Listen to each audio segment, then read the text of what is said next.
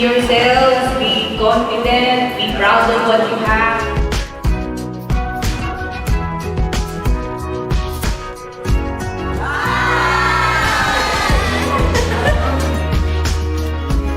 Whatever the outcome, itong iniisip nyo ay makakatulong sa maraming tao.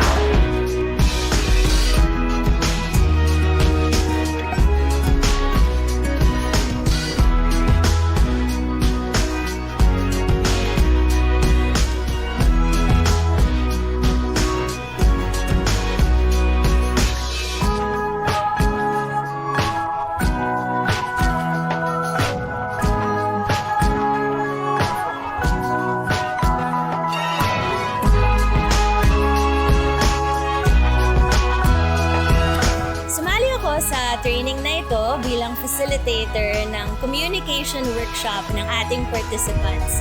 For me, it's super important that our youth leaders know how to communicate not just the solutions that they're thinking of. They know the problems that they're trying to address in their communities. It's so important that they can communicate and converse with the people in their communities to understand those problems better and target better solutions for them.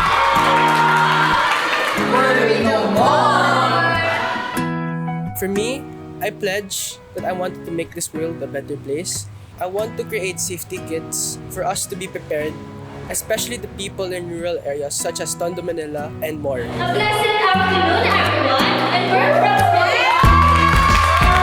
Gusto ko pong makatulong sa nature at I care about the future generation. Kaya as a Ouijan leader, I pledge to make a youth-led organization to advocate for our environment and to create a world with sustainable and more innovations for the future. Gardens are ready! Yes, we are ready! Gardens are ready! Yes, we are ready! At dahil ako sumali sa Ouijan Generation, dahil gusto kong magkaroon ng kaalaman sa mga nangyayari sa mundo upang masolusyonan ang mga basurang nakakalat kung saan-saan. Maibabahagi ko ang mga aking natutunan sa mga kabataang nasa Aroma at may papangako ko na hindi ako magiging sakit ng ulo ni Mother.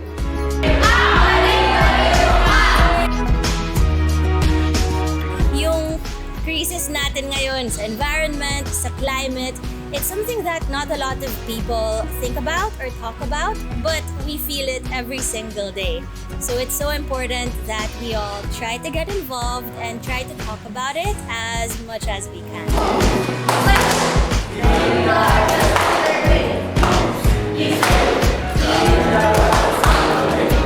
Ako si Christopher A. Sinagpolo, 2KK volunteer from Payatas, Quezon City, ay pinapangako ko sa aking sarili na gagawin ko ang lahat ng aking makakaya upang may pamahagi ang aking kaalaman. Ibabalita ko sa kahit anong paraan ng aking natutunan ngayon upang magkaroon ng dagdag kaalaman ng mga bawat kabataan tungkol sa climate change ng ating bansa.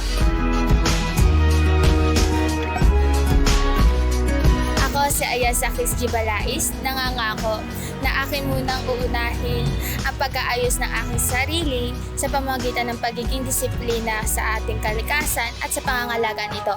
Akin ding ibabahagi ang aking nalalaman at natutunan sa programang ito sa aking napapaligiran at sa aking mga kaibigan upang kanila ding mapangalagaan ang kalikasan.